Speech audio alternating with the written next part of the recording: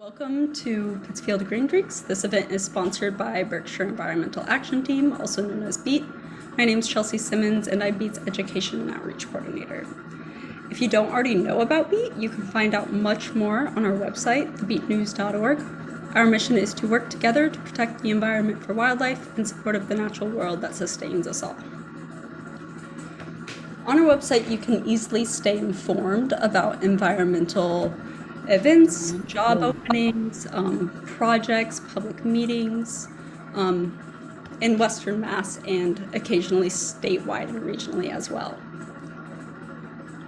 We have a community calendar where we compile a calendar of events that other organizations have sent us. They're mostly environmentally related, but sometimes we get other ones on there as well. We also have an environmental jobs board where we list job openings that are related to the environment. And then twice a month, we go through the environmental monitor and list the big projects that we should all be keeping an eye on for the Berkshires and the Connecticut River Valley and statewide. And then every week we update our public notices page. They're mostly Conservation Commission meetings, but there are other environmentally relevant ones on there too. Yeah, and that's for Hampshire, Hampton, Franklin, and Berkshire County. And then we have statewide and national also. And you can find all of that in our weekly e-newsletter, the Beat News, and as well as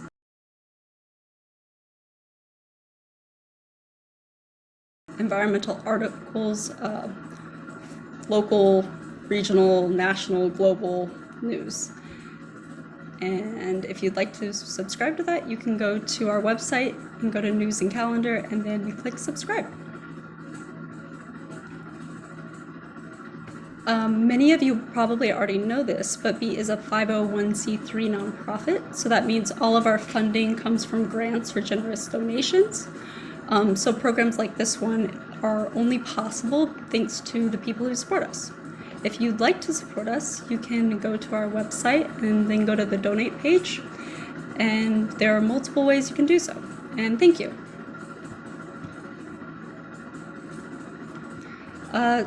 So next month, we are having our first back in-person Pittsfield Green Drinks since the beginning of the pandemic. And we're super excited about it. It's gonna happen at Thistle and Mirth on August 16th at 5:15 and go until 7 p.m. The actual presentation will start around 6 p.m. and Linda Mary and Mara Silvers will be talking about their cliff swallow nesting research. And we'll go into causes of population declines, their current conservation status, and things that people are currently trying to do in order to keep their population steady and hopefully increase.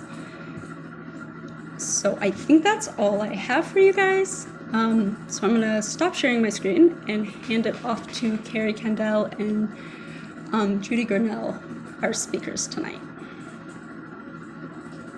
Thanks for being here, guys. Thank you so much for inviting us. I consider BEAT a sister organization. We're concerned about the environment and interested in making our community healthier. With me is Cary Kandel, and we didn't choose to be together because our names rhyme, but she is on the board of the River Revival and serves as clerk as well. So our plan for tonight is to give you some history. We've been in existence since 2008. We will then shift to talking about the issues the Hoosic River in North Adams faces, the options we have for transforming what are problematic issues with our river, and the latest news, which is kind of exciting. Talk about that. we have decided that given several years ago, we worked with Bill Matheson in Lanesboro and created a film about HRR, that would tell our story better than the two of us could. So we're going to shift to that and hope you enjoy that. And then we will be back in person with you after that. Give me just 1 minute here.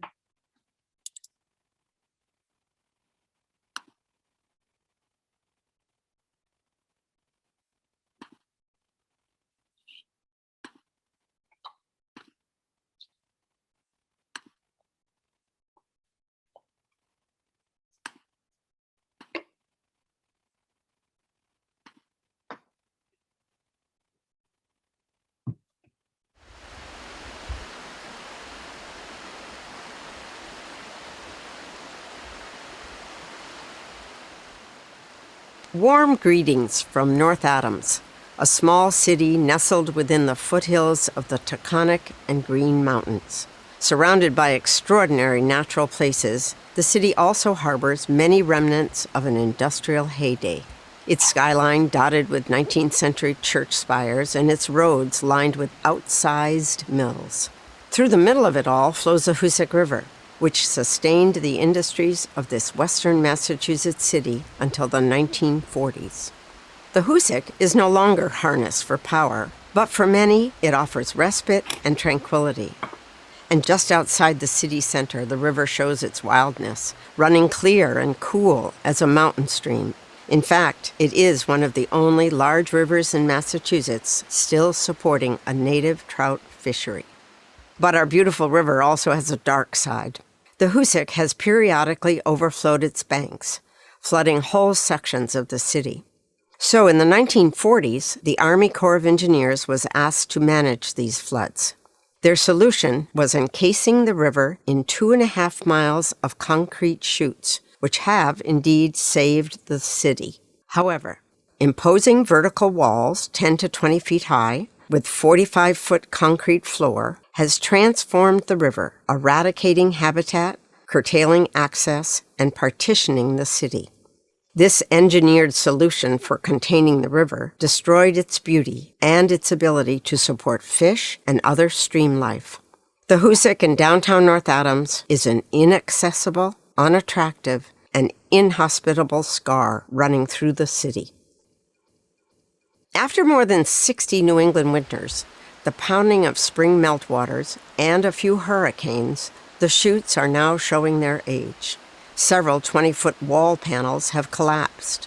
If they are to continue to protect the city, these aging structures need expensive repairs.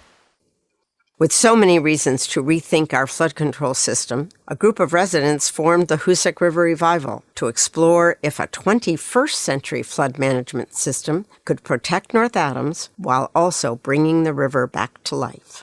Fortunately, there are many examples of successful projects which combine river restoration and flood control. Denver, Colorado built amphitheater steps down to the water at the confluence of the Platte and the South Platte rivers. It's designed to be inundated by the annual spring floods, yet it provides community recreation space the rest of the time. Functional steps instead of a barrier wall contain floodwaters. As the river returns to normal flows, the water drains off. Confluence Park proved so popular that Denver expanded upriver with bike and pedestrian trails inside the formerly concrete channelized river. To enhance habitat, a low-flow channel for fish and recreation was also created, complemented by greenery along the riverbanks and trails. Many cities have embraced river restoration and the multiple benefits it brings. In Rhode Island, South Carolina, California, and even South Korea, cities have rediscovered their rivers. Studies of these river transformations prove what most of us already believe. An accessible, beautiful waterway draws tourists, supports city businesses, and enhances the quality of life for wildlife and people. Because the Hoosic's two branches flow right through the city, Restoring the river will open connections to the city's historic, recreational, and cultural assets. The possibilities are tantalizing. Open-air markets, riverside events, urban orchards, agriculture, fishing, and public art. A visionary transformation of our former mills is evidence of a new era and shifting economy for North Adams. This once idle mill is now alive with artists, its space reworked for living and creativity. And Mass Mocha, a former textile mill complex, now the largest contemporary art museum in the country, straddles both branches of the Hoosic. Enhancing the river corridor with art would be a natural extension of this museum. As with these once empty buildings, creative thinking will also transform our sterile concrete chutes from an eyesore to an asset.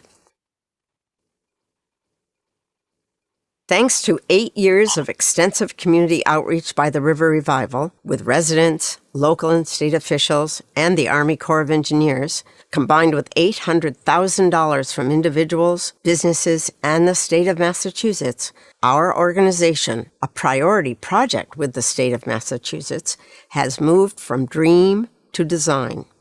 Our Phase 1 location is an area popular with the public and adjacent to downtown. The design has been undertaken by the nationally and internationally recognized firms of Interfluve and Sasaki Associates, and the goal is to restore the river in stages, with this first section showing the way for revitalizing the rest of the South Branch and eventually the North Branch. What will a restored river do for North Adams? We're confident it will accomplish 4 major objectives. First of all, it will improve the river ecosystem. Secondly, it will link our historical and cultural resources. Third, it will enhance our quality of life. And lastly, of great importance, it will promote economic development for one of the poorest cities in Massachusetts. And of course, we will also maintain or exceed the current flood protection. North Adams is witnessing its next great adventure, a new economy rekindled by the arts, educational opportunities, and recreational activities. The restoration of the Hoosic River is a critical part of this vision. We hope you agree. Supporting the Hoosic River Revival is a good investment. Thank you so much for your interest in bringing our city and our river back to life. Is it possible for you to hear me now? Yes.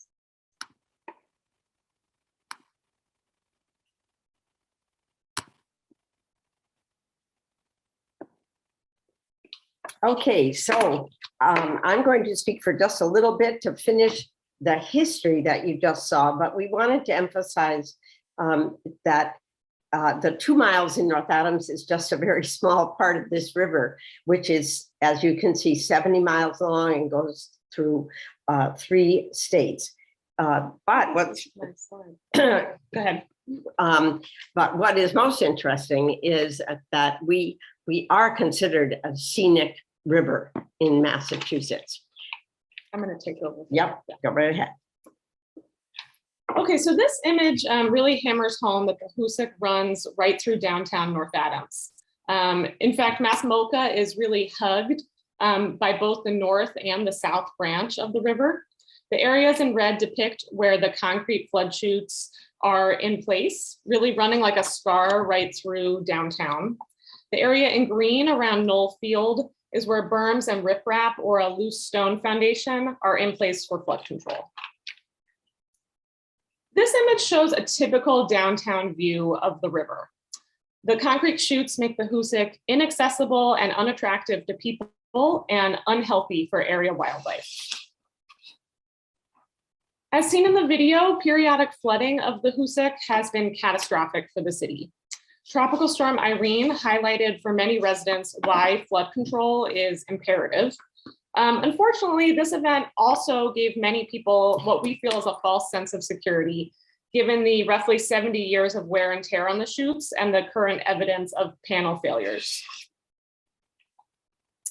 With the construction of the chutes, we have had flood risk protection. With a modernization of the current system, our goal is to exceed or at least meet the current level of flood mitigation.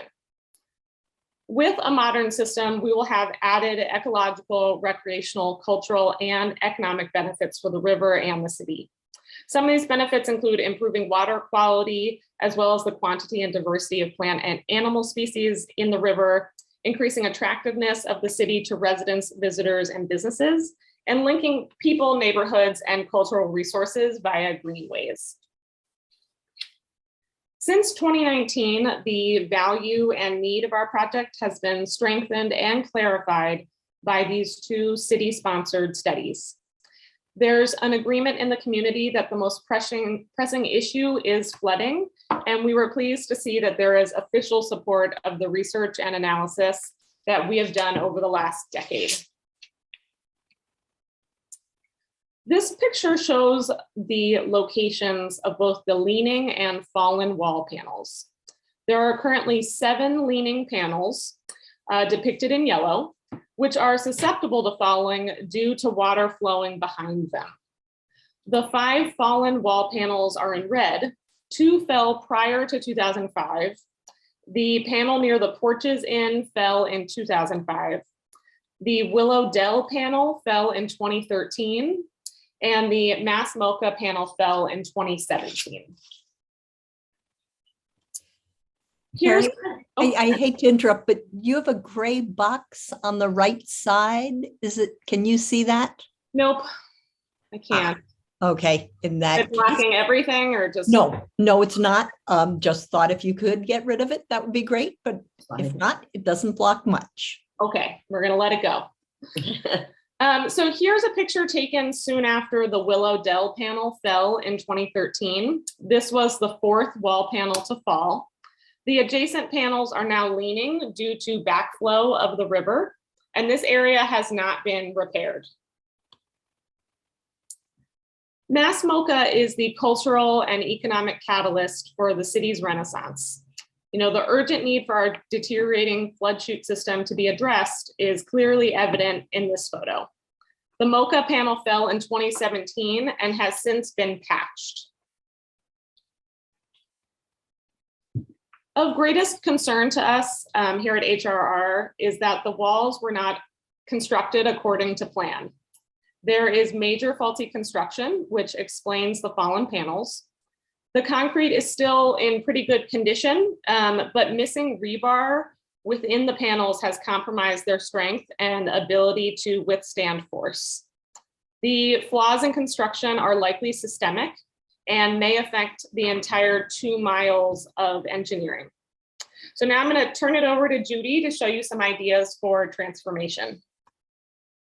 So we have been very fortunate to have the support of the Massachusetts Division of Ecological Restoration in the course of our existence, with technical help from staff there, as well as funding that was mentioned in the movie. And in addition to that, that was the South Branch funding. You can see, can I? Yeah, go ahead. Yeah, okay. Where is the little arrow? There it is. Okay, so this is the South Branch right here, and the modification of the river that was shown in the movie is right here.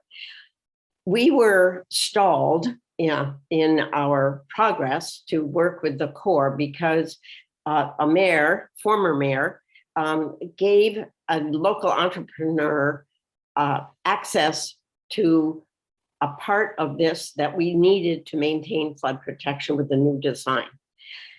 So until we could create an agreement with him, which took almost 2 years, we were stalled, as I said, but we asked DER, given that we had to do the North Branch, which is a much more challenging branch. It's steeper, it flows much faster. It's where the most damage has been done historically. They said yes. So we have a conceptual plan for both the North Branch and the South Branch. And what I'm going to show you are a few drawings that they have done, which highlight the kind of changes we can make to make the river more attractive and something that people want to look at, and in some cases can even get into. So I'm going to start just to give some of you some context. This is the Eclipse Mill up here. I think, no, there it is. It's here. That is our very well-known state park, natural bridge. So this is the Eclipse Mill. I'm going to talk first about Willow Dell, and then this area which abuts Masmoka. This is where Masmoka is. We call it the Masmoka parking lot. And then I'll move down to talk a little bit more or show you pictures of what we hope the South Branch might look like. So let's go to the Willow Dell. So this is this road where is that little, I can't quite figure, oh, there it is. Okay, so this crossing right here by this cul-de-sac is Route 2, National Scenic Byway, a crucial road. This is where we've got fallen walls, which really concern us greatly. Now, what is possible here are several things. We could have a nice welcome center right here. This could be a park. This area right down here, because it's on the inside of what would be the chutes, this could be one of the pictures that you saw earlier showed steep bank with steps down to the river. We could be doing that there. In addition, we have the old Barber Leather company, beautiful brick building still existing. And maybe we could have a restaurant in there. Most interesting to me as a former teacher is there's a path here. There would be a path here and crossing the river. And right up here behind on a hill is one of our local elementary schools. I love the idea that the kids could come down and actually be in the river doing some examination. So that's one idea with the Willow Dell. Yeah. So the other one on the North Branch, this is Masmoka is right here. This is one of our cross streets. This is right here. This is the Big Y. This whole area is a big parking lot now used by Masmoka when they have big events. And I'm sure most of you are saying, well, what are they going to do with these people who are already there, or uses that maybe people will want to keep?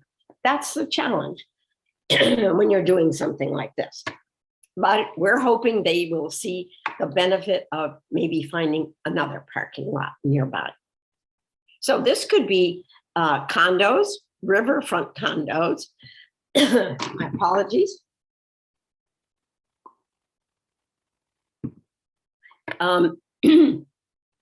Along the river here, this is River Street as it happens. They are suggesting that we could have a greenway. There are, as you can imagine, commercial establishments here, 3 or 4 that, again, we would like to encourage to move elsewhere where they would actually have better traffic. But that's in the future. Right now, we're just thinking about what if. And one other area here is this could be a restaurant, they thought, with steps down to the river here. There are more ideas, but for now, given time, we'll stop. And I've now gone to the South Branch, where some of you may know of our baseball diamond, and it's a recreational area now. Could I go back to the, right there. So I'm right here, and the river now flows straight, but it's in a berm, probably 15 to 20 foot high grass knoll, keeping the river in. It's not in concrete until you get just beyond the baseball diamond. And therefore, this area has more opportunity for more naturalization. Hence, the pictures that I was, one more, there. They believe that we can maintain flood protection and have the river within this with berms farther away so that people could get into the river. And lastly, whoops, I apologize. No, yeah, Cary can do this better than I. We want to point out that river restoration is not just for summertime. And this field here that is now, we hope to be a skating rink, is the baseball diamond, which sits idle all winter long. And here we could have all kinds of play area for kids. And along here, you can't see it. We've got another picture where you would. This would be the bike path connecting with the path in Adams.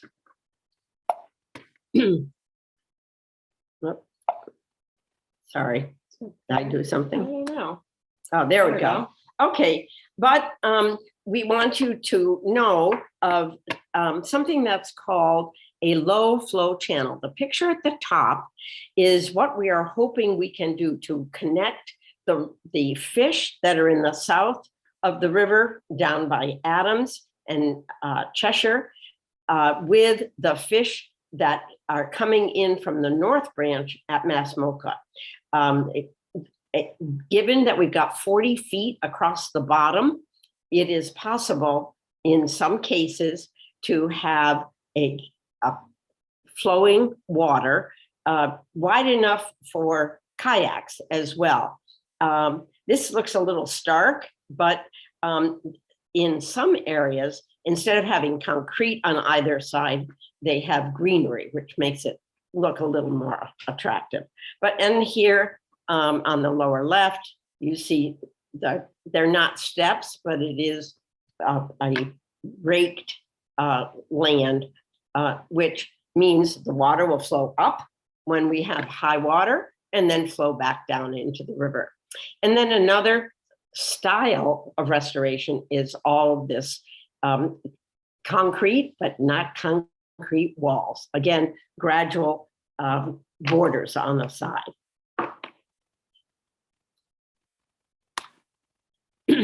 So the good news is this.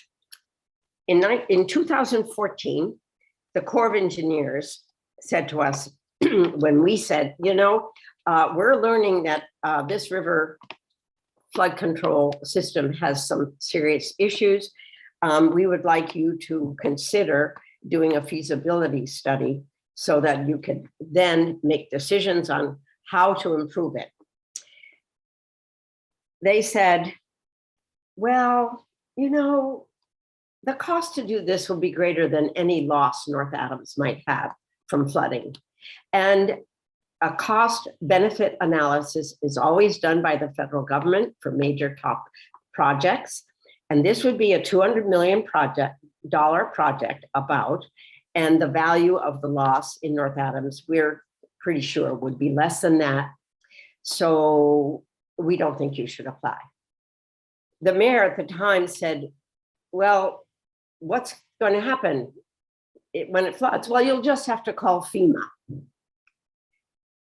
Well, we weren't willing to accept that in 2014. And that is why you have heard of the two conceptual plans that we have.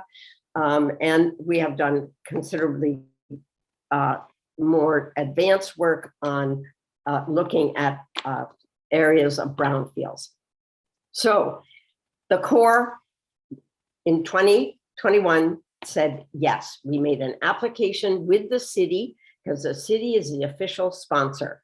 We are we're not an arm of the city. We don't work for the city, but they have used all of the research that we have done. They use that in their application. And the Corps has said yes. And the Corps now, because of laws that have been passed, they must provide a flood control system that does more than flood reduction. Hence those 4 items that we mentioned being benefits that would come from this. It will cost $3 million, and this is where we are right now with respect to the cost. $1.5 million has to come from Congress, and $1.5 million has to come from the city. Senator Warren and Markey and Representative Neal are huge proponents of this project and have been for the last 10 years.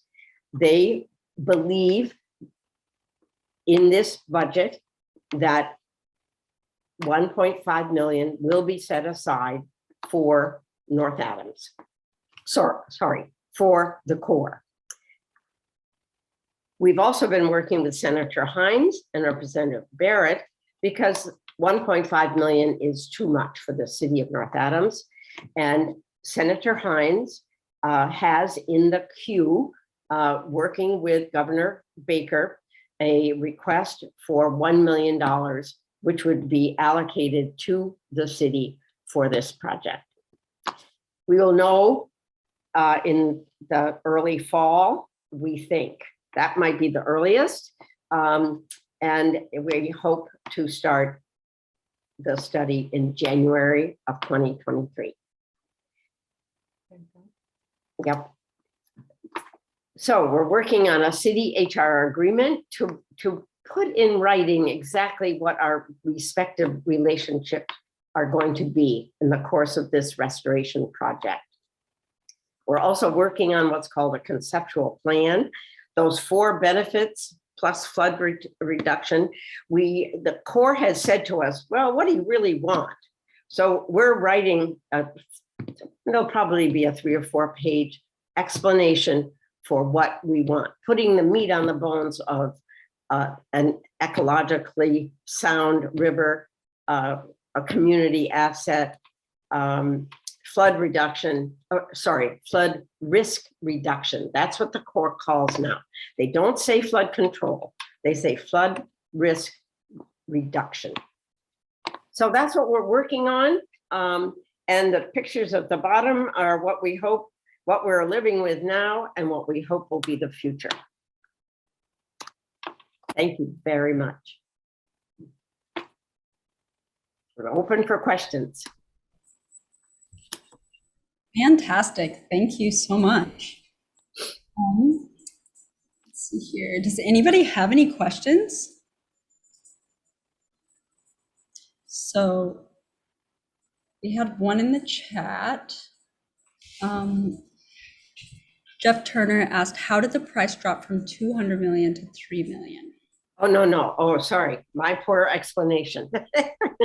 The 3 million is just for the feasibility study, which is the first step whenever the federal government is going to do a project like ours. They analyze what can be done, what the cost will be, and work with the sponsor. In this case, it'll be the city of North Adams and HRR together. And then, assuming that together we come up with a plan that is acceptable, we sign an agreement, the city, signs an agreement, and in that agreement will be the approximate cost as well as not the construction, but what the benefits will be, and where are they going to put some steps, and where might they not be able to put steps, for example, near Masmoka, because really the walls of the flood control system are holding up some parts of Moka buildings. And you sign that agreement, and then it's a shovel in the ground. And the estimate, we don't know. First of all, we don't know if they're going to do both branches. We hope they will. And therefore, we don't know exactly what the cost will be, but our consultants have suggested it will be between 200 and maybe 300 million, which sounds like an awful lot of money, but I'd like to share with you that in 1950, the federal government put aside $15 million for the city of North Adams for the Corps to build the flood control system they now have. In today's dollars, 15 million is between 150 and 200. So we're still in the ballpark, but we're getting so much more than just flood control. Flood mitigation.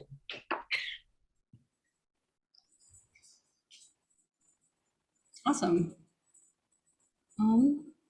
So Jane was wondering, is Massachusetts Division of Ecological Restoration still involved, and are they a partner? They are not anymore. We at some point, maybe a couple of years ago, it was their determination that we needed to strengthen our board and to assess where we were going to go. Hence, we have been doing just that. And I think they wanted us to prove that we were going to go beyond conceptual plans. And so we have not gone back to them to say, do you want to work with us now? But the reality is DER has done the bulk of the work. At this point, it's really going to be the state and the federal government and any funding that we can do on a private level. It's too big for North Adams. It's too big for most any entity. Do you think that DER will eventually become a partner again? I have no idea. I think the key for them, they want to make sure that we are an ecologically, our goal is to make it different, the river different. Their goal is to have us create, or have the Corps create, an ecologically sound river. And we think that we can do this, especially with a low flow channel. The other way it can be done is in the past, so it's now been 70 years. Now they no longer feel in some communities that you need to have a concrete bottom, that you can have rock in the bottom. For example, in Fitchburg, Mass, they do not, that was built, I actually don't know when, but a while ago. They have walls, but they have the natural bottom, which is wonderful. Interesting. So Stephen Pepper has their name up. Yes, thank you very much. I'm intrigued by the idea of the condos on the southern bank of the river. Who owns that property? And well, the context of my question is that the city has had a lot of trouble attracting developers to do anything, witness the Mohawk Theater. So how realistic is that idea? The owner is Mass Mocha. I see. So that's the first challenge. Mm-hmm. So we'll see. The idea would be that with some redevelopment, waterfront property would gain value in North Adams. I mean, right now, nobody would want to live, well, I mean, people do live above the chutes, but, there's not going to be a whole lot of new development there right now. Right. But, these are just design ideas. There could be any number of things that could be put into place there. Mm-hmm. Yeah, thank you. Yeah, I'd also like to point out one reason the cost benefit analysis is better now than it was in 2014 is that the value of the living and artist quarters at the Eclipse Mill has greatly increased. We have two developers from New York City working on a mill that's called the Greylock Mill. It used to be called the Cary Mill. And farther down, still in North Adams, is the transformation of a motel into what's now called tourists. In fact, that's what it was called in the 40s as well. And they have, in great part because of the work that they saw that we did, they have, as you may know, the motel faces the river, not the street. And they are making that a real asset for them. Yeah, and in fact, I have friends who live on River Street too, so they're part of that new wave. Yes. Yep. Anything else? Yeah, thanks for your question, Stephen. So Althea Church, and I hope I pronounced that name correctly, said those ugly shoots go through Adams too. Has HRR met with an Adams interest group? There is no interest group that we know of in Adams. Most recently, it must have been Alcombright. Bernard met with Jay Green, and they do not have falling, leaning walls, and so they have not expressed any interest. We would gladly work with them, but nobody has really. There's been no community endeavor there. The most interesting thing is the language that's enabling us to have this feasibility study actually is in the Water Resources Development Act of 2020. And the words are feasibility study for the Hoosic River watershed. So who knows? We don't know whether the Corps is going to want to go to Hoosic Falls or to Adams. But I think based on my almost 15 years experience with them, they need a nudge. And for better or for worse, I have been that nudge. And if nobody's nudging them, they do other things. And especially with climate issues, they are very, very busy now. So we're very lucky that we have been put into the queue. Because as far as they're concerned, well, it's still working. Well, it is, but we'll see. It's interesting that they have no leaning walls in Adams. Not that we know of. I must say, I've never sat and talked turkey with Jay Green, who's the town administrator, to say, what kind of work are you doing to, if any, just cleaning out. Every once in a while you read in the paper that they're cleaning out debris. But that's one thing I did leave out. In 1950, or I don't know the exact date, but when the agreement was signed to do the flood control system in North Adams, the city signed an agreement with the federal government that they would be responsible for the repair and maintenance of this system. But the reality is, whenever a wall has fallen, except for the one that the Corps has never come to deal with, the federal government has come in to fix it. And what they did at Mocha, I'm not sure. I've never asked exactly, but it is not a solid wall. It looks like chunks of concrete and it's got a brace from one side of a wall to the other. Right. So Joan Angelo is wondering, would the low flow chutes take the place of the existing chutes or be in a different area? No, I didn't explain that well. The flood chute design would be what it is now. That is either walls or steps or berms or something. But if we had a low flow channel, that would be the bottom. So right now we've got 40 feet wide concrete with and it's just solid concrete. The way in which low flow channels in other communities have been done is they dig down about a foot to a foot and a half, and the channel is anywhere from 8 to 12 feet wide.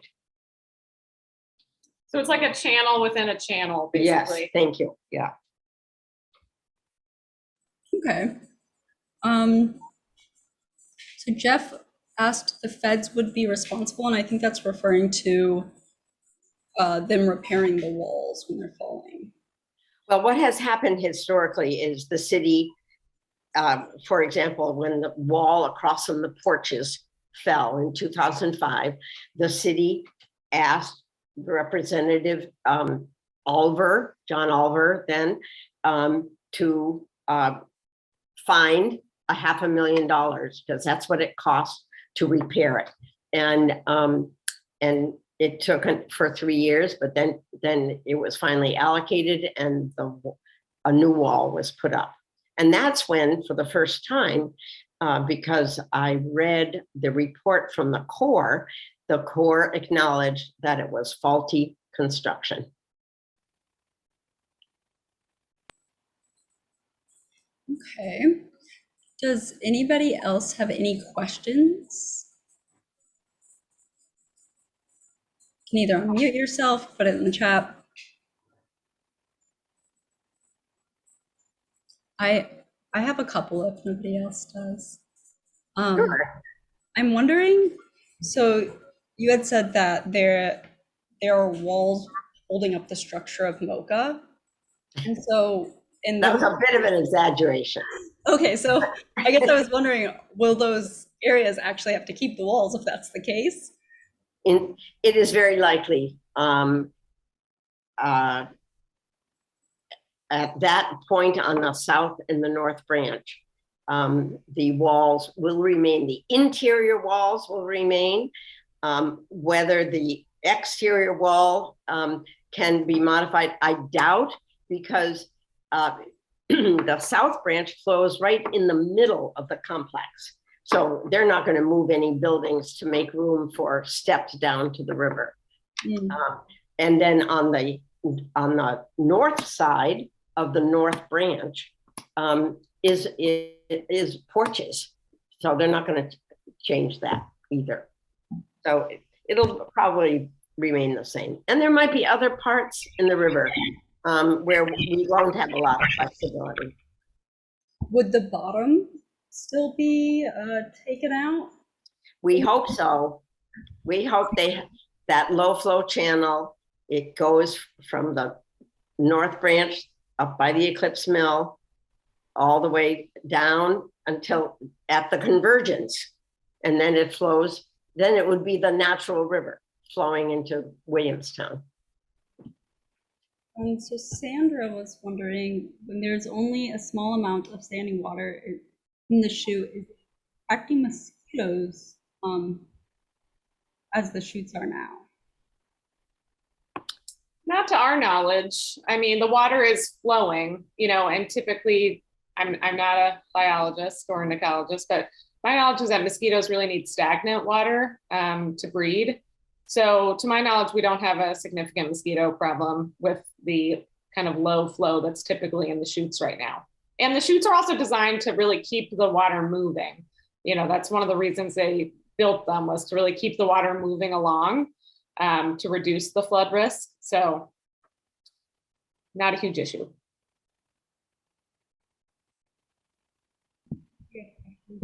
Does anybody else have any questions? I have one more. Sure. I guess I'm just wondering where MoCA stands on these plans, being such a large entity in North Adams and being along the river as well. I'm sorry, I don't know. How does MoCA feel about these plans? As a matter of fact, I'm meeting with the new director tomorrow. Stay tuned. Right, yeah. Interested to know. We have another question. Susan Waite wants to know, what is the current status of the trout fishery? How would this project affect the trout? And would the trout need to be replenished? I'm not an expert on that. I'm sorry. My expertise ended with mosquito breeding. But Trout Unlimited might be a good resource for you, Susan. They would probably have more information. But the trout, all the fish are very smart. They don't go into the chutes. They sort of stay in the south branch in the area near Line Street where the bike path is. And as they get closer, and maybe it's because the water is gets warmer with the concrete floor. And likewise, the North Branch, there is a dam at the Eclipse Mill. The water does flow over there. I don't know. Somebody told them, don't go near that dam. That's my guess. Do you know what the loss of life, if any, the chutes have caused or are currently causing? That makes sense. I mean, for wildlife or?